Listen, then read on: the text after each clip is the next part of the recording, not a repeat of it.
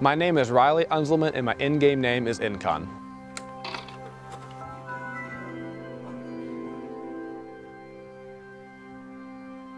The way I actually wound up in esports was playing ranked on the leaderboards, which anybody can do. Anybody can just go and play ranked in SMITE as long as you have a level 30 account.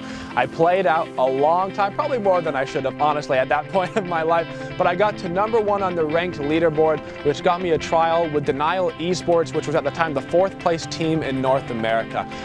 Riley throws himself 100% into the goals that he sets for himself. He works incredibly hard to make something that's kind of a crazy dream or a crazy goal a reality, and I think his success definitely comes out of that. I think his success has been really cool. I've been with him since the beginning, so I've watched him rise up, watched him get more and more popular, get better at the game, get onto better teams, and it's been really, really cool to see.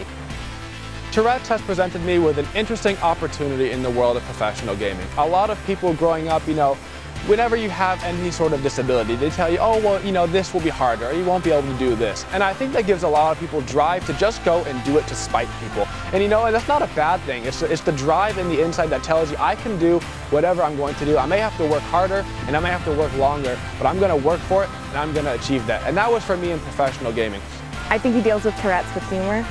In a lot of ways, he's sort of built a joke around his community that's kind of the thing that people notice about him. When you're trying to see where the enemy is and your eyes are closed every half a second, it gets a little bit more difficult trying to deduce where the enemy is going to move. I feel like it has maybe helped set him apart a little bit from the rest of the pack. It's something that's unique to him, and it kind of shows people that, hey, I have this disease, I have this thing that happens to me, it's a bad thing, but I don't let it affect me. I'm able to power through it.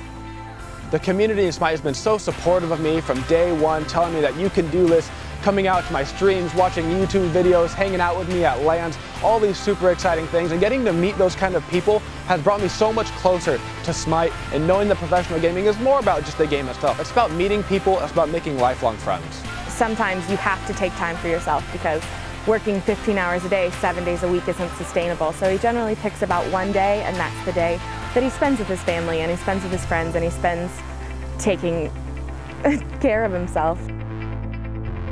I love to go outside, and one of my favorite things to do is just walk around the beauty of Arkansas and take a breath away from the professional gaming, take a breath away from the stress, and just really enjoy the moment that you're in. My favorite part of the community is the interaction that you get from streaming on Twitch. You get a direct activity feed with the community. You can talk with your fans live every day while you're playing.